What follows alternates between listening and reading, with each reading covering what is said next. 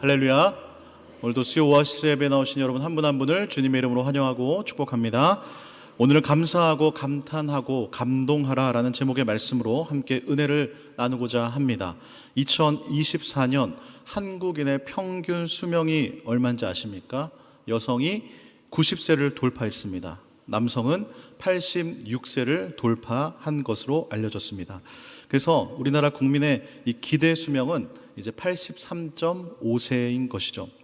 그렇다면 부자들의 기대 수명은 몇 세일까요? 아무래도 더 나은 건강 관리와 또 그런 시스템에 접근할 수 있기 때문에 좀 더 오래 살 수 있지 않을까 누구나 생각할 수 있습니다. 실제로 대한의학회지에 따르면 이 소득 수준이 높은 사람일수록 그렇지 않은 사람보다 더 건강하게 오래 산다라는 연구 결과를 발표했습니다. 당연한 결과일 수도 있겠죠. 그런데 지난주에 황당한 기사를 보았습니다. 내용은 인도의 한 억망장자가 벌침에 쏘여서 사망을 했다라는 것입니다. 정확히 말하면 영국의 귀족 스포츠인 이 폴로 경기를 하던 중에 이 벌이 이 사람 입으로 쑥 빨려 들어간 것이죠. 자기도 모르는 사이에. 근데 그 벌이 이제 입 안을 쏜 것입니다. 그러니까 이 급성 알레르기 반응이 일어나서 심장마비로 숨진 것이죠. 재산이 무려 1조 6천억이었습니다. 네, 조금 놀라시는 것 같은데 이게 재산이 압도적으로 많다 보면 이 부러움의 대상이 아니라 그냥 신비의 대상으로 우리가 바라보는 것 같습니다. 아무튼 53세의 젊은 나이에 돈을 다 써보지도 못하고 세상을 떠나는 그런 안타까운 일이 있었던 것이죠. 이 폴로 경기가 어떤 경기인지 한번 찾아보니까요, 이 폴로가 승마의 꽃이라고 불린다고 합니다. 시속 50km로 달리는 말을 타면서 이 바닥에 놓인 공을 막 치면서 하는 게임인 것이죠. 그러니까 일단은 이 승마를 기본적으로 굉장히 잘 해야 합니다. 그래서 이래서 귀족 스포츠로 불리는구나 라는 것을 알 수 있었습니다. 평소와 다름없이 좋은 날씨, 넓은 이 풀밭 경기장에서 이 신선한 바람을 맞으면서 말을 타고 놀면서 얼마나 그 인생이 즐거웠을까요? 그런데 그날이 자신의 인생의 마지막이 될 줄을 누가 알았겠습니까?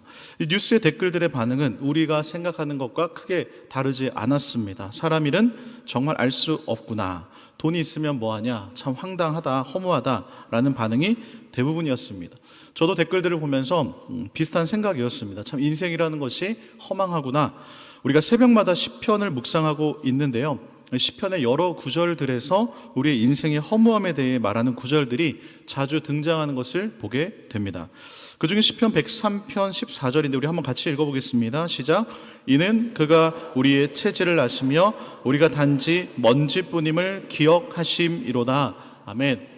우리의 인생이 먼지다라고 표현을 합니다. 혹시 먼지 같은 인생이라는 말 들어보신 적 있으십니까? 먼지의 특징이 무엇일까요? 이어지는 16절의 말씀입니다. 같이 읽겠습니다. 시작. 그것은 바람이 지나가면 없어지나니 그 있던 자리도 다시 알지 못하거니와. 아멘. 안타깝게도 먼지는 입으로 후 하고 불면 어디 있든지 흔적도 없이 사라집니다. 그리고 그 자리가 어디이었던지도 기억을 할 수 없습니다. 즉 그만큼 우리가 연약한 존재 인생이라는 것이죠. 또 다른 구절은 인생을 이렇게 말하고 있습니다. 시편 62편 9절입니다. 한번 같이 읽어보겠습니다. 시작. 슬프도다. 사람은 입김이며 인생도 속임수니 저울에 달면 그들은 입김보다 가벼우리로다. 아멘. 이번엔 사람을 입김에다가 비유를 했습니다. 심지어 인생을 저울에다가 달면 입김보다 더 가볍다라고 표현을 합니다. 여러분 한번 후 하고 불어보시기 바랍니다. 네, 입김이 나오죠? 그럼 그 입김의 무게가 얼마일까요? 이 무게를 재려고 빈 각통에다가 한번 각통 무게를 쟀다가 후 한번 불고 뚜껑 닫고 무게를 재보는 분들은 없으시겠죠? 아마 똑같을 것입니다. 사실 입김의 무게는 거의 없다라고 봐야죠. 그런데 저울에다가 그 입김의 무게와 우리 인생의 무게를 딱 달면 누가 더 가볍다고요? 입김보다 인생이 더 가볍다라는 것이죠. 겨울에 입김을 유리창에 확 불면 어떻게 됩니까? 잠깐 김이 서려서 거기다 글씨를 써보기도 하고 그림을 그려보기도 합니다. 하지만 금방 사라집니다. 이렇게 더운 날에는 입김을 불어도 흔적조차 표시도 나지 않습니다. 순식간에 사라지는 것, 이것이 인생이라는 것입니다. 이처럼 우리 인생이 참 헛되다라는 것인데요, 누가 뭐라 해도 성경에서 인생의 헛됨을 가장 잘 설명하는 최고봉이 누굴까요? 바로 솔로몬일 것입니다. 오늘 우리가 읽은 전도서 11장을 읽었는데요. 전도서 1장에서 시작하자마자 솔로몬이 뭐라고 말을 하고 있습니까? 전도서 1장과 2절 한번 같이 읽어보겠습니다. 시작. 전도자가 이르되 헛되고 헛되며 헛되고 헛되니 모든 것이 헛되도다. 해 아래서 수고하는 모든 수고가 사람에게 무엇이 유익한가. 아멘. 헛되다라는 표현을 무려 5번이나 반복을 합니다. 이 구절을 읽고 있으면 기운이 쫙 빠지는 느낌이 듭니다. 헛되고 헛되고 헛되며 헛되니 모든 것이 헛되도다. 정말 헛된 것 같은데요. 이 헛됨, 여기서 헛되다라는 단어 히브리어로 헤벨이라는 단어를 사용하고 있습니다. 근데 이 헤벨이라는 단어가 어디에 사용이 되었냐면 아까 조금 전에 읽었던 입김이라는 단어와 동일하게 쓰였습니다. 즉 이 헤벨, 헛되다, 입김, 그리고 또 이 헤벨이라는 단어가 사용된 곳이 있는데 시편 39편 5절인데 한번 같이 읽어보겠습니다. 시작. 사람은 그가 든든히 서 있는 때에도 진실로 모두가 허사뿐이니이다. 아멘. 보시면 예상하겠지만 여기서 허사라는 단어도 헤벨을 쓰였습니다. 그러니까 입김, 헛되다, 허사. 그리고 여기서 든든히 서 있다라는 표현은요 전성시대를 의미합니다. 누구나 인생을 살다 보면 한 번쯤 이 전성기가 오기 마련 아닙니까? 전 아직 안 온 것 같습니다. 그런데 다윗의 전성기는 그 누구보다 화려하고 찬란했습니다. 누릴 거 다 누려본 다윗이 되돌아보니까 그 전성기도 다 허사구나, 헤벨이구나. 다윗뿐만 아니라 솔로몬도 동일한 말을 했습니다. 그렇다면 이런 생각이 들 수 있겠죠. 인생은 허무한 것임을 알겠는데 나도 한번 그들처럼 누려나 보고 나서 참 허무하다라고 말해보고 싶다라는 생각 들지 않으신가요? 저만 그런 것 같습니다. 사실 누구나 생각할 수 있는 지극히 자연스러운 욕구죠. 다윗과 이 솔로몬은 인생의 허무함을 말했을 때 그들은 이미 모든 것들을 다 누려본 이후에 그 결론에 도달했습니다. 왕으로서 권력과 부와 명예와 지혜, 쾌락 다 누릴 것을 경험하고 난 뒤에 모든 것이 헛되다라고 말을 한 것이죠.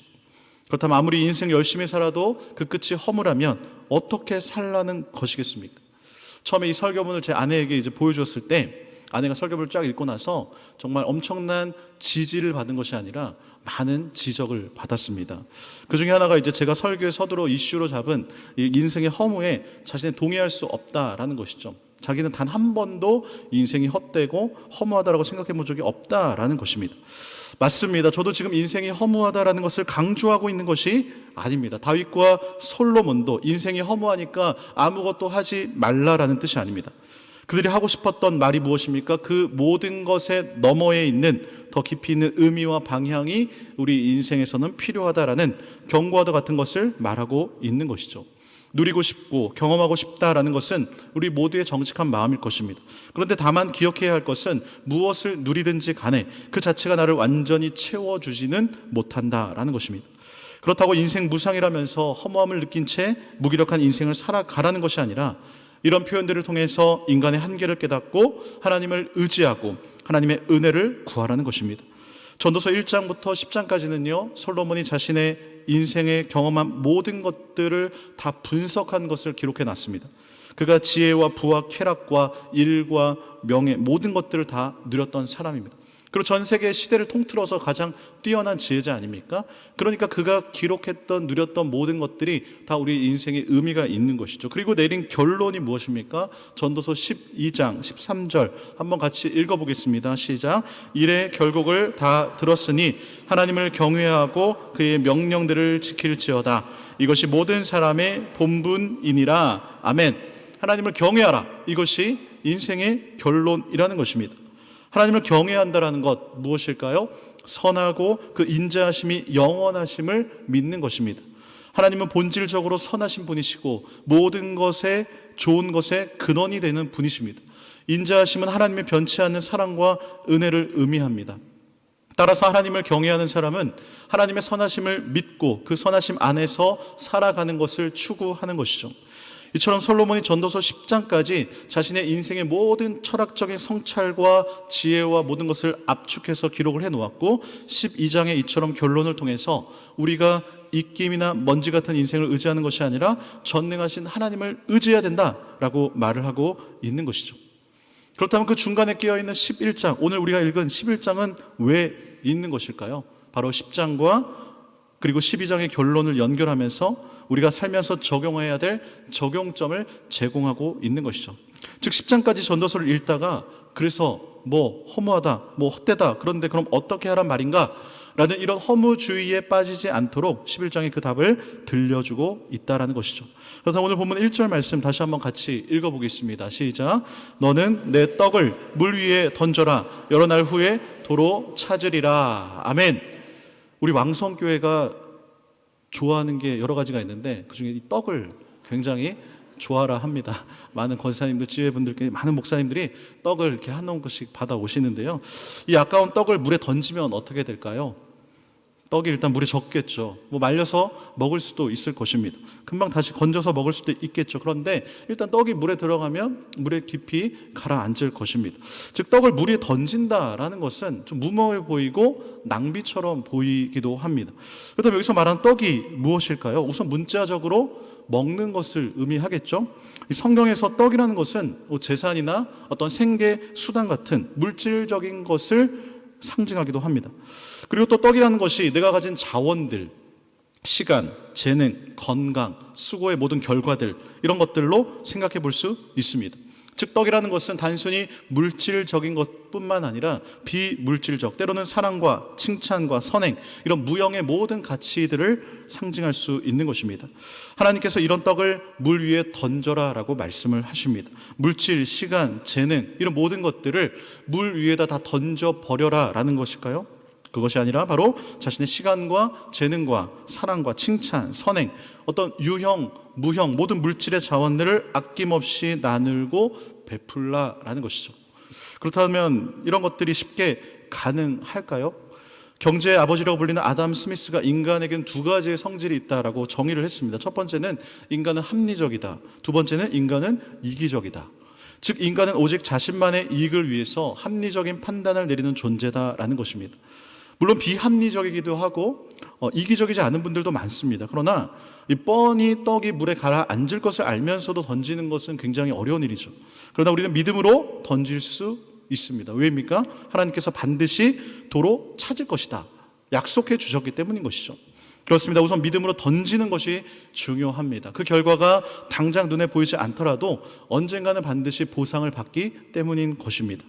이 구절을 묵상을 하는데 며칠 전 일이 떠올랐습니다. 저희 이제 8개월 된 막내가 있는데 첫째도 둘째도 다 육아하면서 지난 시기인데 왜 또 이렇게 새로운 건지 하루하루가 늘 새롭습니다. 매일매일 분유를 먹이고 안아주고 놀아주고 재워주는데도 1시간, 2시간 점점 체력으로 지쳐가면 어떤 느낌이 드냐면 얘는 도대체 언제 크나 그런 이제 생각이 드는 것이죠. 왜냐하면 어제가 오늘 같고 오늘이 내일 같기 때문에 그리고 첫째, 둘째가 집에서 사운드가 끊이질 않습니다. 그러니까 막내가 도저히 잠을 못 잡니다. 그러다 보니까 의도치 않게 첫째에게 자꾸 뭐라고 할 때가 많아졌습니다.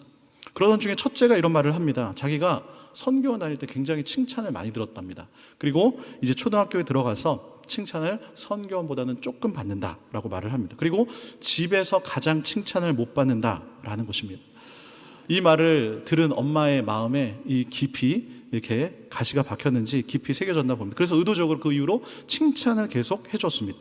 하루는 새벽 3시쯤 됐을 때 막내는 물론이고 이제 둘째 5살 된 아이도 자다가 깰 때가 있습니다.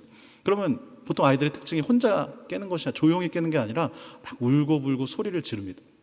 그날도 자연스럽게 온 가족이 다 잠에서 이제 둘째가 깨면서 깨게 되었습니다. 둘째가 뭐 갑자기 무서운 꿈을 꿨는지 뭐 더워서 그랬는지 소리를 지르면서 엄마를 찾습니다. 그러자 그 소리에 당연히 덩달아 막내도 덩달아 깨서 울기 시작합니다. 그러면 이제 하루 종일 육아에 지쳐 쓰러져 잠든 엄마가 가서 또 이제 둘째를 안아줄 수밖에 없죠. 그런데 그때 갑자기 올해 초등학교 입학한 첫째가 벌떡 일어나더니 엄마 뭐 도와줄 거 없어요? 이러는 것이죠. 그리고 가서 갑자기 울고 있는 막내 은우를 가서 안고 일어서서 막 토닥토닥 달래는 것입니다. 예전 같았으면 자기도 시끄러웠다며 짜증냈을 텐데 갑자기 그런 모습을 저는 누워서 이렇게 가은이가 어떻게 하나 자는 척하면서 이렇게 누워서 보고 있었습니다. 깜짝 놀랐습니다. 속으로. 오늘 전도서 저자의 결론은 우리들에게 이렇게 말을 하고 있습니다. 결과를 알 수 없어도 너는 내 떡을 물 위에 던져라.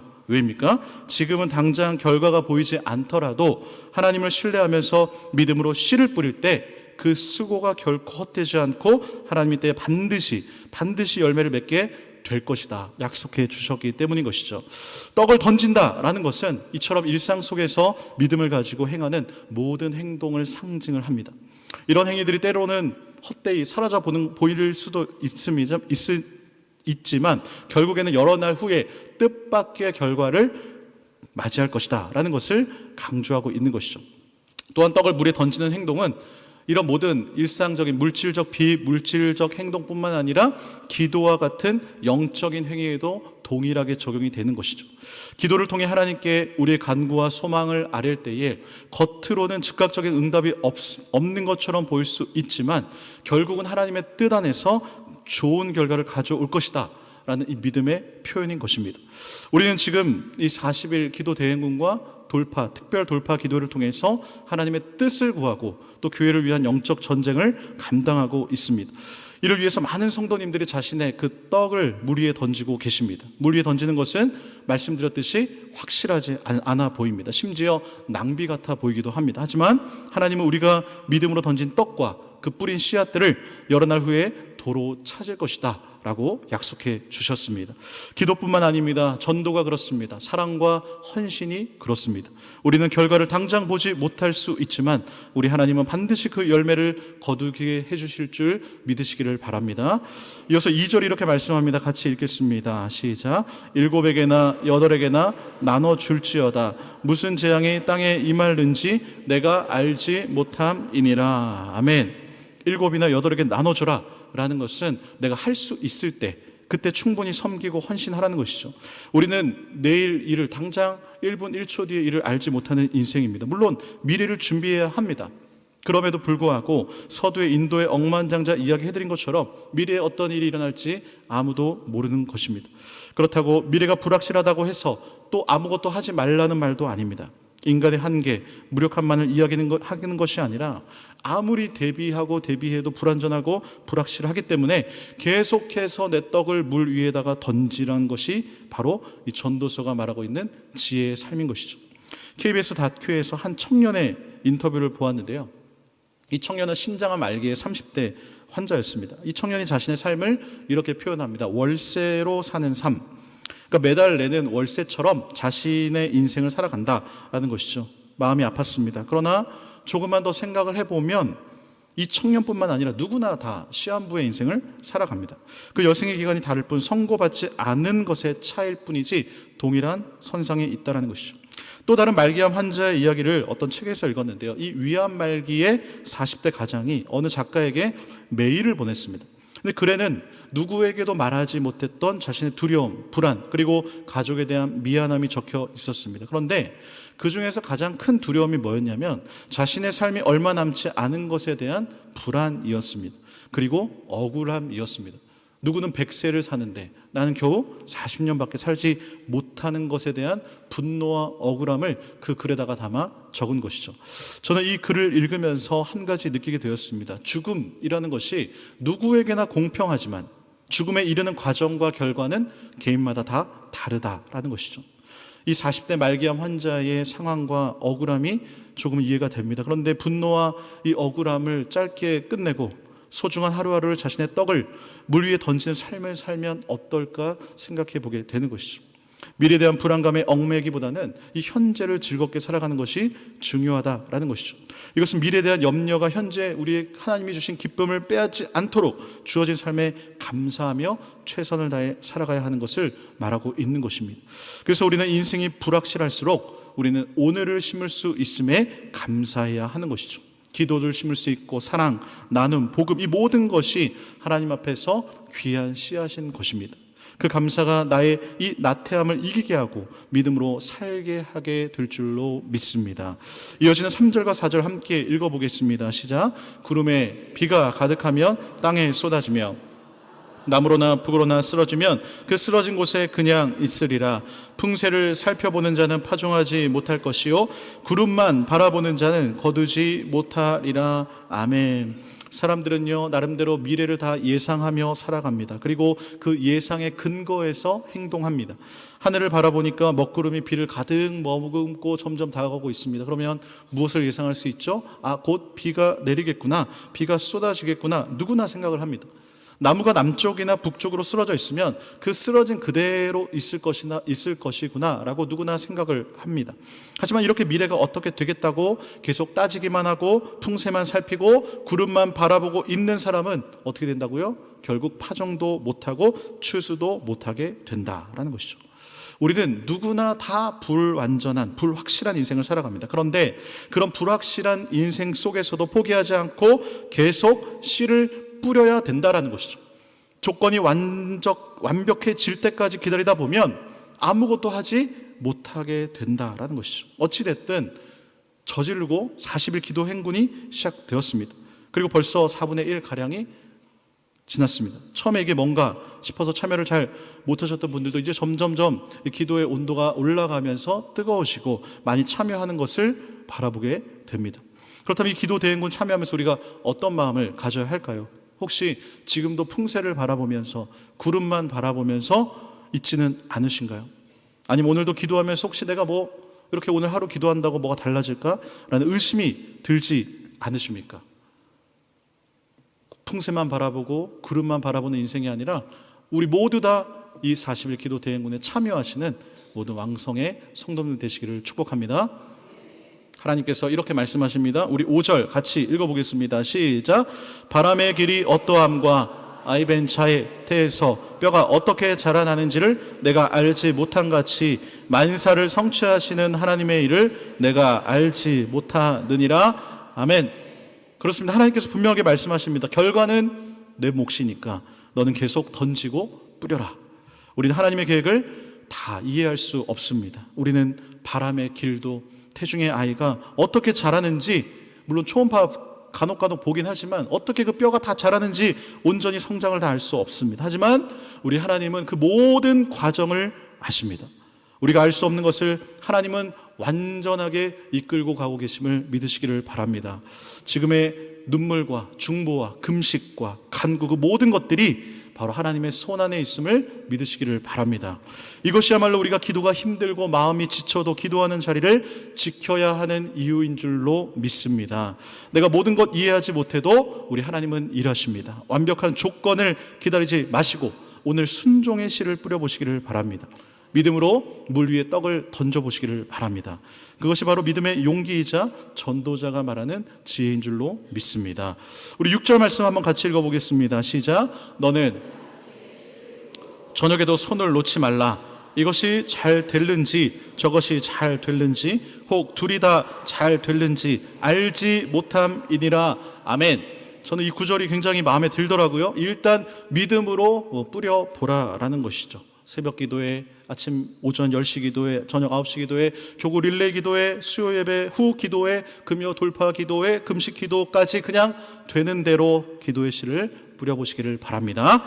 10시에 응답받을지, 9시에 응답받을지, 새벽에 응답받을지, 저녁에 응답받을지, 아니면 모든 기도의 때에 모든 기도의 제목에 응답받을지 우리는 당장 알 수 없지만 우리 하나님께서는 그 기도를 들어 반드시 사용하실 줄로 믿습니다. 아마 열이면 열 대부분 부모님들이 다 자녀들을 위해 믿음의 기도의 씨를 뿌리고 계실 텐데요. 저희 어머니도 저를 위해 지금도 이 기도의 씨를 뿌리고 계시는데, 이 고등학교 졸업 전까지는 어머니가 주구장창 하시던 말씀이 신학교에 가라 원하셨습니다. 그런데 제가 말을 듣지 않고 일반 대학에 진학을 하니까 그때부터 일절 그 부분에 대해 말씀하지 않으셨습니다. 그리고 시간이 흘러 제가 29살 때 신대원에 입학을 하게 됐는데, 나중에 알고 보니까 어머니가 제가 대학 입학하면서부터 이렇게 기도하셨다고 합니다. 하나님, 만약 제 아들을 사용하시려면 30살이 되기 전에 불러주세요. 이왕이면 한 살이라도 젊을 때에 하나님께 쓰임받고 싶습니다.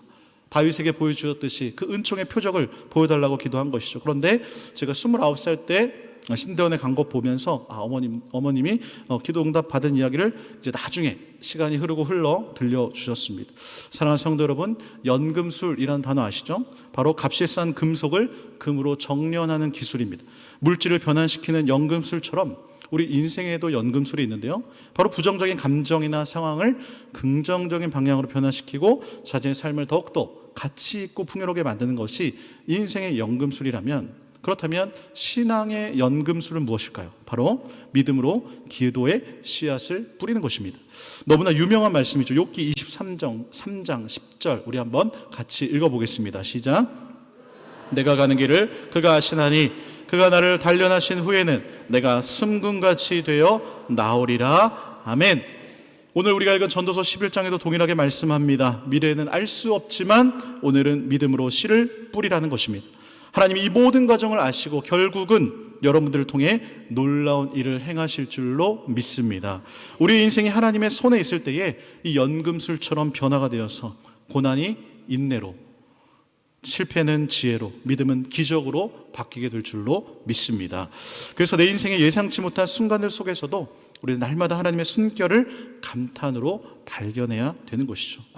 하나님이 여기도 계셨구나. 하나님이 그때도 그렇게 역사하셨구나. 하나님이 지금도 이렇게 예비해 놓으셨구나. 그저 우리는 하나님의 손길을 바라보며 감탄하면 될 줄로 믿습니다. 이어지는 7절과 8절도 읽어보겠습니다. 시작. 빛은 실로 아름다운 것이라 눈으로 해를 보는 것이 즐거운 일이로다. 사람이 열흘 해를 살면 항상 즐거워할지로다. 그러나 캄캄한 날들이 많으리니 그 날들을 생각할지로다. 다가올 일은 다 헛되도다. 아멘. 전도서는 인생이 헛되다라고 말을 하지만 지금 여기서 분명하게 말하는 것은 삶 자체가 하나님의 선물임을 잊지 말라는 것이죠. 빛과 해를 보는 즐거움이란 살아있음의 기쁨을 표현하고 있는 것입니다. 인생을 사는 모든 날을 즐겁게 우리는 살 수 있어야 합니다. 하지만 여전히 캄캄한 날들도 많다라는 사실도 잊지 않아야 하는 것이죠. 우리는 내일을 모릅니다. 그래서 당장 오늘 이 시간 기도할 수 있는 바로 이 시간, 이 하루를 붙들어야 할 줄로 믿습니다. 오늘도 빛으로 아름다운 하루를 주신 하나님께 감사하고 기도할 수 있음에 감동하시기를 바랍니다. 우리가 하나님 말씀에 감동하는 것이 중요합니다. 감동을 한자로 보면 느낄 감, 움직일 동 아닙니까? 즉 사람이란 존재는 느껴야 움직인다는 것이죠. 오늘도 말씀에 감동하여서 예배의 자리, 기도의 자리에 나오신 여러분들을 축복합니다. 우리가 보이지 않아도 감사하고 이해되지 않아도 감탄하고 그 은혜에 감동하는 삶, 이것이야말로 우리 신앙의 연금술인 줄로 믿습니다. 우리는 우리의 인생을 완전히 통제할 수 없지만 하나님을 신뢰하면서 그분의 손에 나를 맡길 수는 있는 것이죠. 그리고 그 순간 하나님은 우리의 인생을 은으로, 금으로, 보석으로 정련해 가심을 믿으시기를 바랍니다. 그래서 늘 새롭게 시작되는 이 선물 같은 하루에 감사하면서 시작을 하고 하나님의 섭리에 감탄하면서 걸어가시고 그분의 사랑에 감동하여서 순종하는 모든 왕성의 성도님 되시기를 간절히 축복합니다. 다윗이요, 인간의 연약함과 하나님의 크심 사이에서 그가 이런 고백을 합니다. 우리 시편 8편 4절 읽어보겠습니다. 시작. 사람이 무엇이기에 주께서 그를 생각하시며 인자가 무엇이기에 주께서 그를 돌보시나이까. 아멘. 다윗이 한밤중에 누워가지고 하늘의 별을 보니까, 달을 보니까 묵상에 잠깁니다. 하나님의 위대한 창조의 작품들을 바라봅니다. 그러다가 다윗의 시선이 인간, 사람으로 돌아왔습니다. 하늘의 달과 별을 보다가 순간 이 사람을 보니까 달과 별에 비해서 너무 이 사람이 보잘것없어 보이는 것이죠. 우리 육체라는 존재, 죽음은 흙으로 돌아가고, 그러나 하나님은 연약한 사람을 어떻게 하셨습니까? 존귀하게 만드셨습니다. 하나님의 형상으로 만드신 것입니다. 그리고 이 사람이 만물을 다스리게 하셨습니다. 무엇보다 다윗이 바로 그런 존재였습니다. 목동이었고 집안의 막내였습니다. 아무것도 가진 것이 없었습니다. 아무도 그가 왕이 될 것이라고 생각한 사람 한 명도 없었습니다. 그러나 하나님은 그를 왕으로 세우셨고 환난에서 건지셨고 돌보신 줄로 믿습니다. 그러니까 다윗이 바로 이런 고백을 하고 있는 것이죠. 사랑하는 성도 여러분, 생각해보면 우리도 사실은 다윗보다 더 큰 은혜를 더 받은 존재들입니다. 예수님으로 말미암아 죄사함을 받았고 성령을 선물로 받았습니다. 그러므로 그 은혜에 날마다 감격하며 감사해야 하는 것이죠. 사람과 인생을 생각하시고 돌보시는 하나님의 은혜를 깨달아야 한다라는 것입니다. 시편 115편 12절은 이렇게 말씀합니다. 한번 같이 읽어보겠습니다. 시작. 여호와께서 우리를 생각하사 복을 주시되. 아멘. 하나님께서 우리 한 사람 한 사람을 지금 생각하고 계심을 믿으시기 바랍니다. 여기서 생각하사라는 단순히 머릿속에 떠올리는 것을 넘어 긍휼히 여기시고 관심을 가지고 돌보신다라는 의미인 것이죠. 설교 후에 여정이라는 찬양을 부르려고 하는데요, 찬양의 후렴 구절이 이렇죠. 지금까지 나의 여정은 모두 하나님의 은혜라. 지금까지 나의 모든 여정 인도하셨네. 나의 남은 모든 여정을 모두 하나님께 맡기리라. 나의 모든 삶 마치는 날까지 붙드시리. 여기서 저는 나의 남은 모든 여정을 모두 하나님께 맡긴다라는 이 표현이 굉장히 마음에 와닿습니다. 입김보다 가볍고 바람 불면 사라질 먼지 같은 인생이지만 하나님께서 우리를 생각하사 하나님의 은혜로 지금까지 오게 된 줄로 믿습니다. 그리고 우리의 모든 남은 여정도 인자하심이 영원한 하나님께 우리는 맡겨야 될 줄로 믿습니다. 그럴 때에 하나님께서 나의 모든 삶을 마치는 그날까지 나를 그분의 권능의 손으로 붙드실 줄 믿으시기를 바랍니다. 설교를 준비하면서 이 찬양을 들으려고 유튜브를 열었는데 이 찬양 영상의 첫 번째 댓글을 보고 큰 은혜를 받았습니다. 마지막으로 이 은혜를 나누면서 설교를 마치고자 하는데 내용이 이렇습니다. 여정이란 찬송가를 80세에 부르고 싶은 췌장암 투병 중인 40대입니다. 은혜로운 찬양으로 너무 감사한 나날을 보내고 있네요. 주의 신실하심과 주의 열심을 알지만 그 전에 저를 부르셔도 감사한 마음으로 두 팔 벌려 주님 곁으로 갈 생각입니다. 건강을 잃고 주님을 향한 사랑을 얻었고 머리카락을 잃었지만 성경 일독하는 값진 시간을 얻었고 이쁘고 멋진 옷과 명품 가방은 이제 안 사지만 배고프고 아프고 상처 입은 이웃을 위한 기부와 헌금을 원없이 하면서 주님에게 밀렸던 11조를 다 해서 홀가분한 심정으로 주님을 볼 수 있어 너무 감사합니다. 이 모든 것이 주님의 은혜입니다. 이 글을 읽는데 아까 서두에 말씀해드린 위암 말기 40대 환자의 이 이야기와 오버랩이 됐습니다. 누구는 100년 사는데 나는 40년밖에 못 사는 것에 대한 분노와 억울함에 갇혀서 그 모든 것이 그의 삶을 지배하고 있었습니다. 그런데 이 댓글에는 똑같은 40대 췌장암 환자가 원망과 불평보다는 성경 일독하고 기부와 헌금하고 무엇보다 주님을 향한 사랑을 얻은 인생을 살아가고 있다며 이 모든 것이 은혜라고 고백하고 있는 것이죠. 저는 이것이 바로 내 떡을 물 위에 던지는 인생, 아침에 씨를 뿌리고 저녁에도 손을 놓지 않는 인생인 줄로 믿습니다. 이분이 그의 글에서 고백합니다. 주의 신실함과 주의 열심을 알지만 그 전에 저를 부르시어도 감사한 마음으로 두 팔 벌려 주님 곁으로 갈 생각입니다. 너무 귀한 마음 아닙니까? 합리적이고 이기적인 인간의 판단이라면 이런 생각을 가지기가 쉽지 않습니다. 그러나 신실하고 인자하심이 영원한 하나님을 알고 믿는 사람은 바로 이런 다짐을 할 수 있는 것이죠. 우리가 시편을 읽다 보면 유독 이런 구절이 자주 등장하는데 하나님께 감사하라 그 인자하심이 영원함이로다. 우리 두 군데 정도만 한번 같이 읽어보겠습니다. 먼저 시편 118편 1절 말씀입니다. 시작. 여호와께 감사하라 그는 선하시며 그의 인자하심이 영원함이로다. 아멘. 그렇습니다. 우리 하나님은 선하시고 그 인자하심이 영원하신 분이십니다. 시편 136편은 1절부터 마지막 26절까지 아예 통째로 모든 절이 다 동일한 말씀이 들어가 있습니다. 그러면 같이 13절에서 15절까지만 읽어보겠습니다. 시작. 홍해를 가르신 이에게 감사하라 그 인자하심이 영원함이로다. 이스라엘을 그 가운데로 통과하게 하신 이에게 감사하라 그 인자하심이 영원함이로다. 바로와 그의 군대를 홍해에 엎드러뜨리신 이에게 감사하라 그 인자하심이 영원함이로다. 아멘. 사랑하는 성도 여러분, 우리가 기도의 떡을 물 위에 던지는 것 결코 무모한 일이 아닙니다. 사랑의 떡, 섬김의 떡을 던지는 것이 결코 낭비가 아닙니다. 선하시며 인자하심이 영원하신 하나님께서 반드시 그 떡을 도로 찾게 될 것이다 라고 약속해 주셨기 때문입니다. 오늘 설교 제목이 무엇입니까? 감사하라, 감탄하라, 감동하라. 줄여서 쓰리감입니다. 쓰리감. 전도서 11장에 우리에게 이렇게 말합니다. 감사하라, 오늘 일하는 기회를 주신 하나님께. 감탄하라, 우리가 보지 못하는 사이에도 일하시는 하나님께. 감동하라, 그래서 오늘도 뿌리고 순종하라. 그렇습니다. 40일 기도 대행군은요 단순한 프로그램이 아닌 줄로 믿습니다.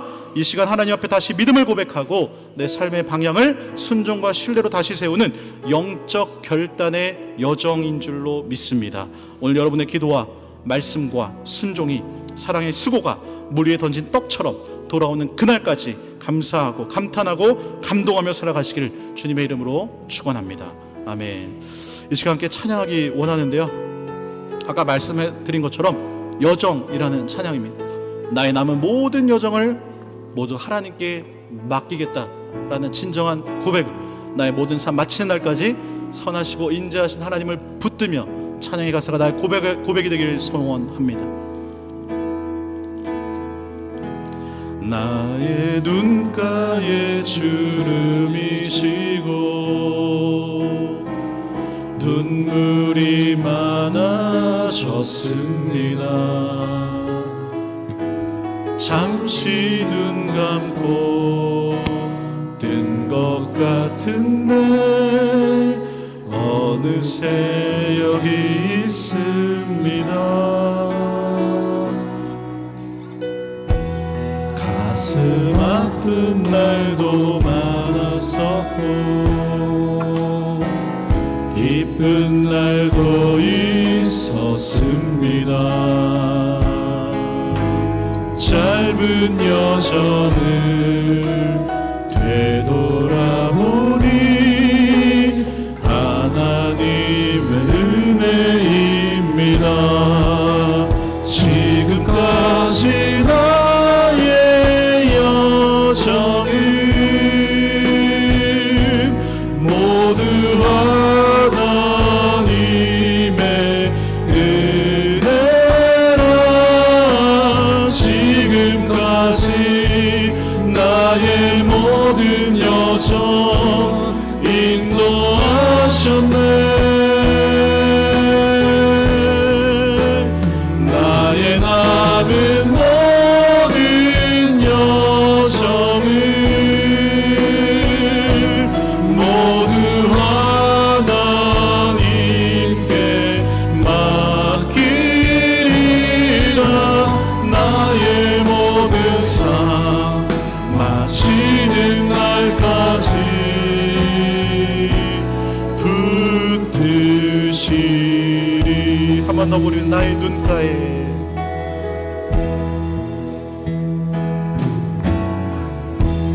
나의 눈가에 주름이시고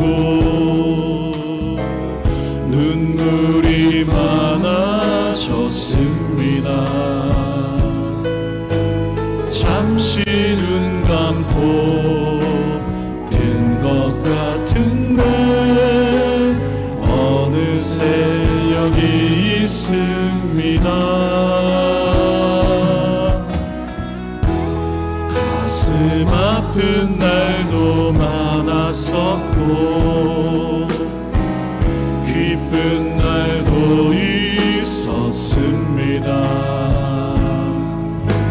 짧은 여정을 뒤돌아보니 하나님의 은혜입니다. 지금까지 나의 여정을 모두 하나님의 은혜라. 지금까지 나의 모든 여정 인도하셨네. 나의 남은 모든 여정을 모두 하나님께 맡기리라. 나의 모든 삶 마치는 날까지 붙드시. 지금까지 나의 여정을 모두 하나님의 은혜라.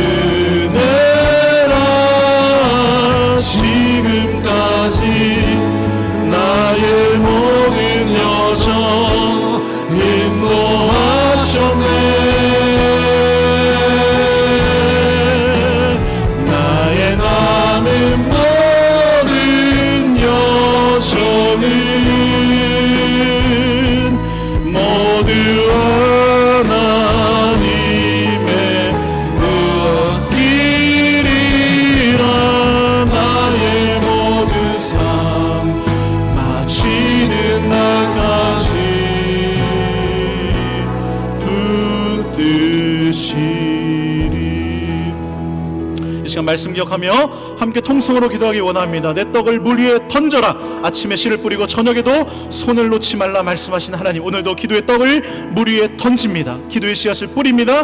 만사를 성취하신 하나님, 오늘도 응답하여 달라고 두 손 들고 주의 이름으로 부르며 통성으로 기도합니다. 주여, 사랑의 하나님 감사합니다. 하나님, 오늘도 믿음으로 떡을 물 위에 뿌리며 나아갑니다. 하나님 아버지, 지금까지 모든 것들 주님의 은혜로 살아왔습니다. 하나님 아버지, 우리가 아침에도 손을 놓지 않고 저녁에도 손을 놓지 않고 아침 10시 기도회와 9시 기도회와 새벽 기도회와 아버지 드릴리 금식 기도회와 아버지 기도에 대한 40일뿐만 아니라 평생을 주님에게 모든 나의 인생을 맡기며 나아가오니 성령 하나님, 오늘 삶 가운데에 아버지 그것을 반드시 도로 찾을 것이라 약속하셨사오니 아버지 신실하시고 아버지 인자하시고 긍휼이 풍성하신 하나님께 맡기며 나아갑니다. 주여 아버지, 은혜 내려주시고 기도의 응답으로 도와여 주시고 하나님 아버지, 그 모든 것들 아버지 이것이 잘 될지 저것이 잘 될지 우리 하나님의 일하심을 알지 못하지만 하나님이 영원하시고 주님께서 반드시 좋은 것으로 반드시 선한 것으로 주실 줄로 믿습니다. 주여 아버지, 역사하여 주시옵소서. 주님 아버지, 기도의 대원군 주님과 함께 쓰임받게 하여 주시옵소서. 하나님 감사합니다. 사랑의 하나님 감사합니다. 오늘 이 전도서 말씀을 통해서 우리의 삶이 온전히 주님의 손에 달려있음을 다시 한 번 더 고백합니다. 우리의 생각보다 크시고 나의 계획보다 완전하신 주님, 이 시간 감사와 감탄과 감동의 마음으로 주님 앞에 나아갑니다. 주님, 당장 보이지 않아도 오늘 믿음으로 씨를 뿌리게 하시고 조건이 부족해 보여도 기도의 손을 멈추지 않게 하여 주시옵소서. 기도의 걸어가는 이 40일 동안 우리를 사용하셔서 하나님 나라의 놀라운 풍성한 열매 맺게 하여 주시옵소서.